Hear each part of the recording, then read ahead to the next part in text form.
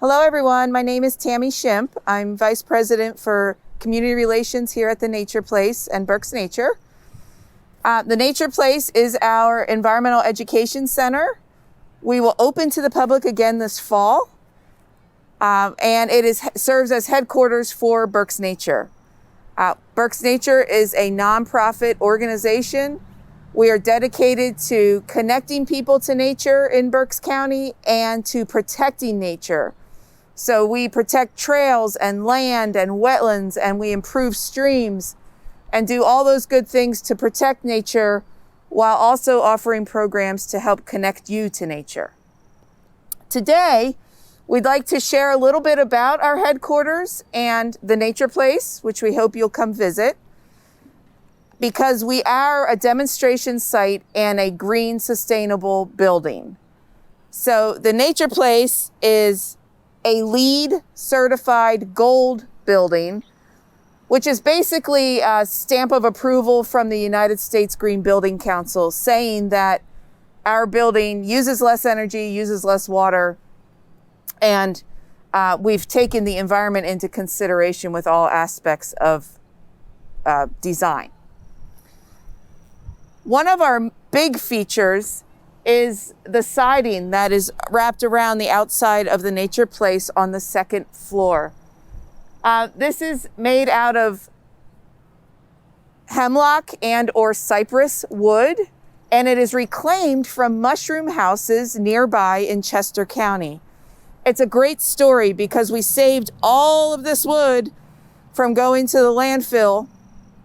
We found adapted a reuse for it. And what's great for us is it requires very little maintenance because mushroom growing operations use species of wood that are resistant to rot and mildew and decay. So it's a strong wood that'll protect the Nature Place for many years to come with very little maintenance on our end. The stone that's behind me is also reclaimed from barns that were dismantled in the Northeast United States. It was cut and refaced for our building. So once again, we use reclaimed materials to construct the Nature Place, which means less junk going to our landfills and finding another use for these great items. Let's go inside and I'll show you more green features. So now we're inside of our educational lobby at the Nature Place. And again, we will reopen to the public this fall. And I encourage you all to come visit us. One of our biggest features, green features of the building is our bird strike reduction glass. Every day in the United States, 1 million birds are killed or injured due to collisions with man-made structures. And much of that is due to the reflection of the glass on our buildings. To a bird, it looks like they can fly straight through that. And Berks Nature, of course, did not want to contribute to that terrible statistic. We want to help educate people on how to reduce bird strikes. So much of the Nature Place is made out of glass, which you will see as we go upstairs later. And all of our windows in the building have this special glass inserted, which is manufactured in Pittsburgh, and it's acid etched, and those lines are spaced 2 inches apart. A bird will not try to fly into a space of 2 inches or less. So it does a really good job of protecting the birds. They will not fly through here. To us, it looks like a subtle line in the window, like a design. To a bird, it looks like a 3D kind of enhanced image that they will not try to come through. It's especially important in buildings where you have windows on one side and windows on the other side, and it looks like a flyway to a bird. I hear many people tell us that they have bird strikes at their big dining room windows in their home, and that's quite often the issue. The other side of the room also has windows, and the birds think they can fly right through there.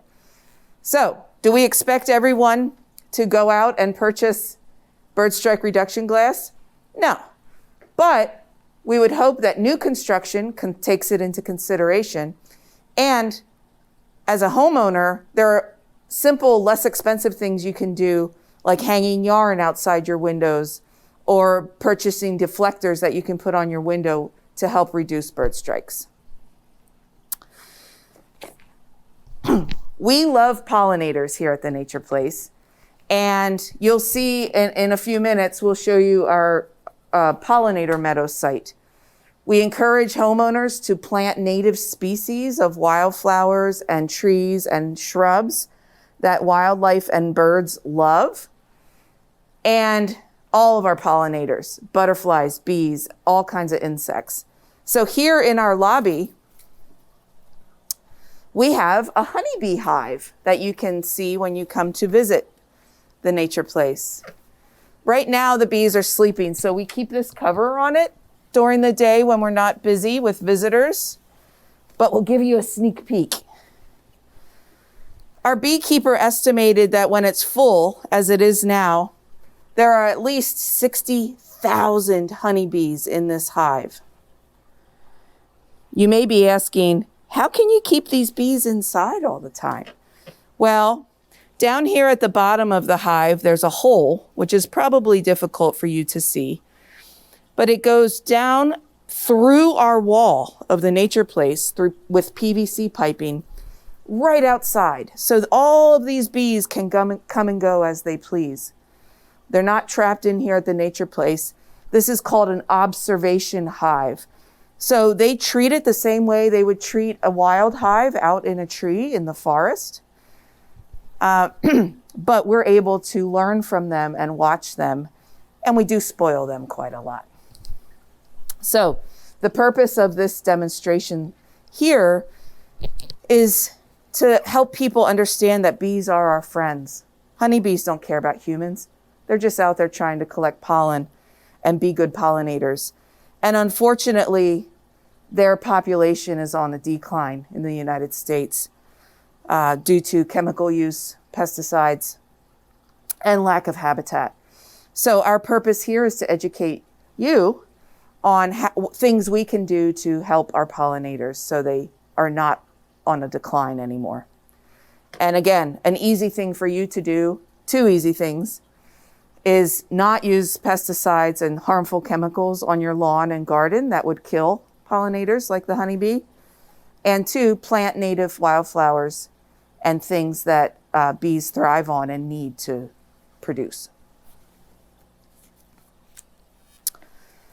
So this sounds boring, but one of my favorite features of the Nature Place is the placement of our elevator. Sounds silly, but you'll notice the elevator's tucked behind this wall. You come in the front door here, and all you see is our stairway as a visitor. This was a simple design that really took sustainability into consideration. Having the elevator tucked behind this wall provides access to those that need it. But when you come to visit us and you need to go upstairs, you're going to take the stairs if you can, because it's the first thing you see. So encouraging more people to use the stairs is a healthier option, of course, and it saves energy. Each year, an elevator like this one would use as much electricity as your average American household uses over a 4-month period. So the fact that we don't use this very often really saves electricity here at the Nature Place. And again, encourages people to use the stairs. Speaking of stairs, let's use them and go see some features on our second floor.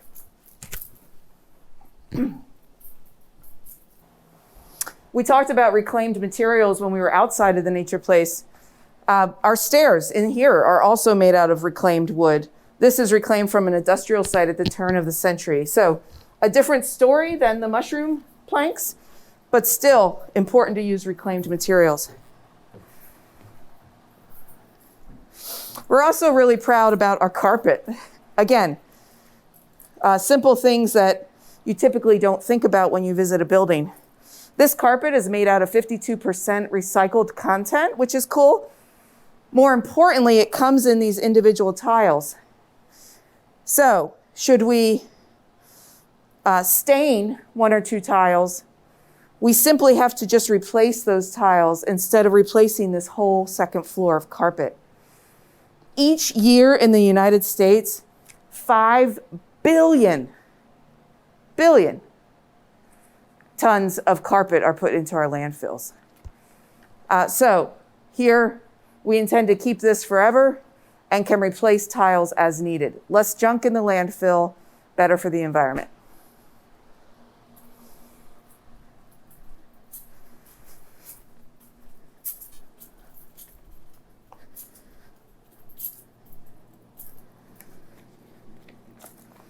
At the Nature Place, we have 4 reusable water bottle recycling centers, refilling stations rather. We really try to encourage all visitors to stop using single-use plastic bottles. As you just noticed, this machine right here alone has saved 3,756 bottles from going into the recycling centers or in landfills and back into the environment. So using a single reusable water bottle saves a ton of plastic and is a very healthy option and way to go. When visitors come to the Nature Place, we actually don't allow you to bring in single-use plastic water bottles, but we provide you with everything you need to have a great visit, a great event, or a great meeting here with us.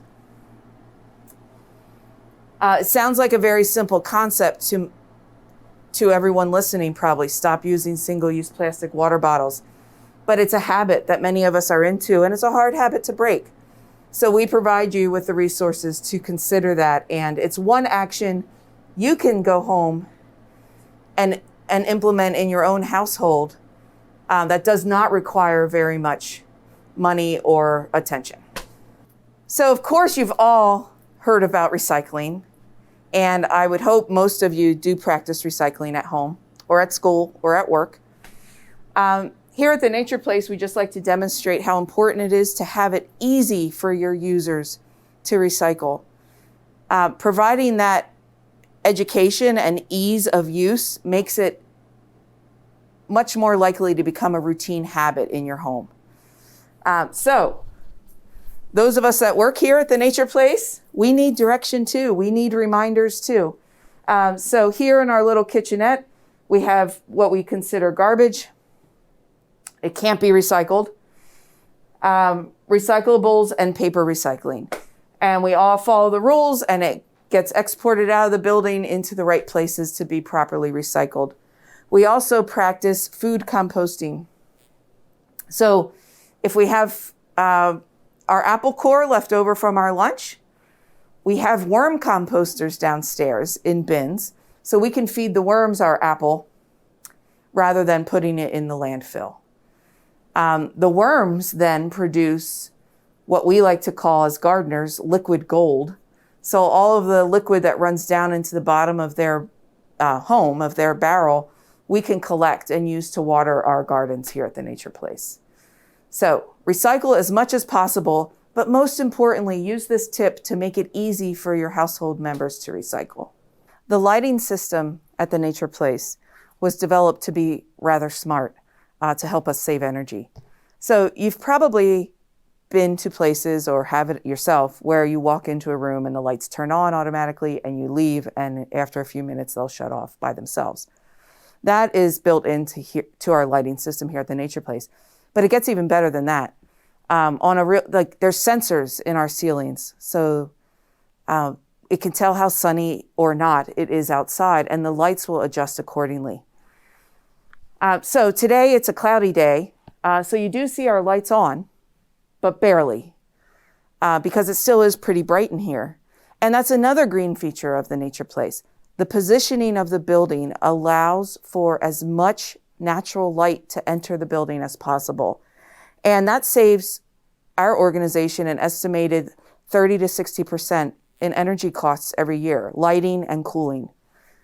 Because even on a cloudy day, you can see all the natural light that comes into this office space.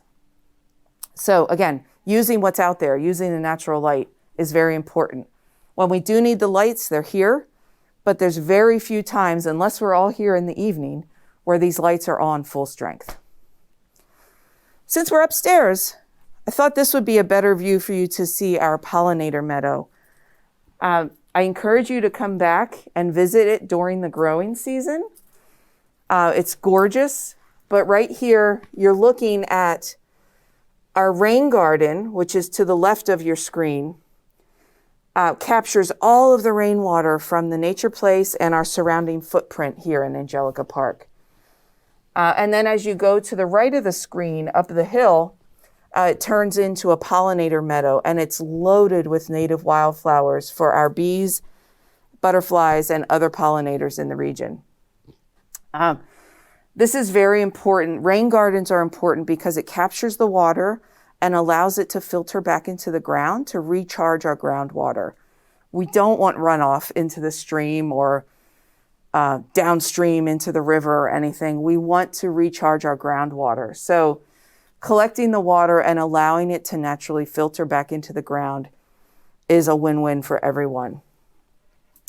The Angelica Creek flows through our park here at the Nature Place, and we've helped the creek improve in water quality and therefore aquatic habitat that lives in the creek. So we're excited to show visitors the different kinds of insects and fish that live in the creek and how that is really important and tied to the good water quality that we give them here.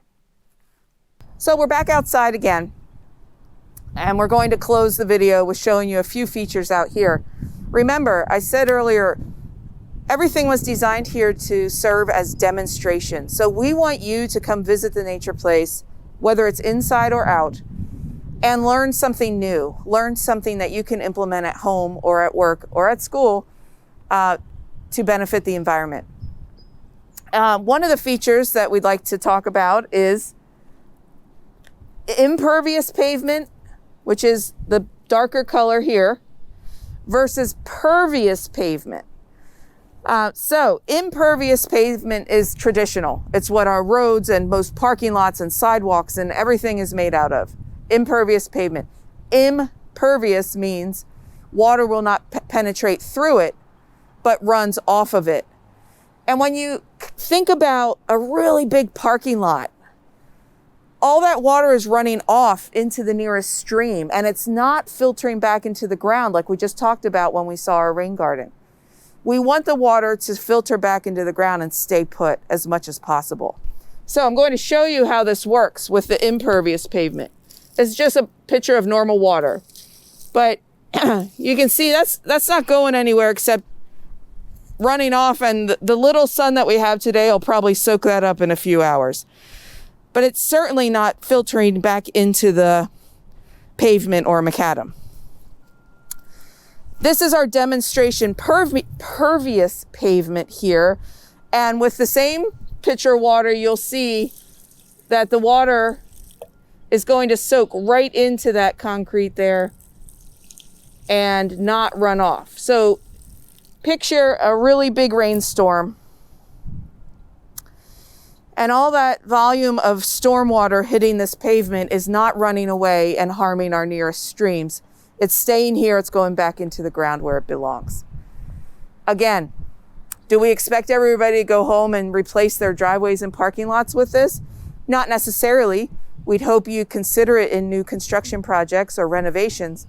But think about, on your own property, little things that you can do to help keep stormwater where it belongs instead of running off into the nearest stream. Here's an example of something that you can do at home to help conserve water and keep water from running off your property. This is called a rain barrel. This was retrofitted from a typical barrel by our friends at the Berks County Conservation District. You can order rain barrels from them and purchase them from them, and supports their scholarship program. So we have a few of these rain barrels that we're giving away as prizes for our Nature RX scavenger hunt games that we do. So we actually have a person coming here today pick up her new rain barrel. But it's something you can purchase at your local hardware store, or again from the Conservation District. Relatively inexpensive way to attach this to your downspout. Your downspout would be cut, fitted right here, and when it rains, all that rainwater collects in the barrel, and when you're ready to use it on your own gardens, you can turn the spigot and fill up your sprinkling can and water your plants. So it's saving you water and it's reducing the amount of runoff from your property. So a few reminders before we close. We hope that you'll visit berksnature.org, O-R-G, to learn more about all the good work that we do and tips on when to visit the nature place and when we are hosting events. We have a lot of programs that you'll want to keep your eye on, including summer camp and nature preschool. And open all the time is our nature play zone, which is behind me. Think playground without playground equipment. It's made out of natural resources that the children love. They use their creativity and imagination much more than you typically find. Children love the nature play zone. It's open to the public in here at Angelica Park. We also manage 27 miles of trails in and around Reading, many of which are right here around the park, and they're all dog friendly. So bring your pups and come visit us at the nature place. And again, we expect to open this fall to the public, where you can pop in anytime to our educational lobby. But for now, we are inviting people in to use the resources here outside and for special events that we have. So check out the website before you visit. Thank you very much.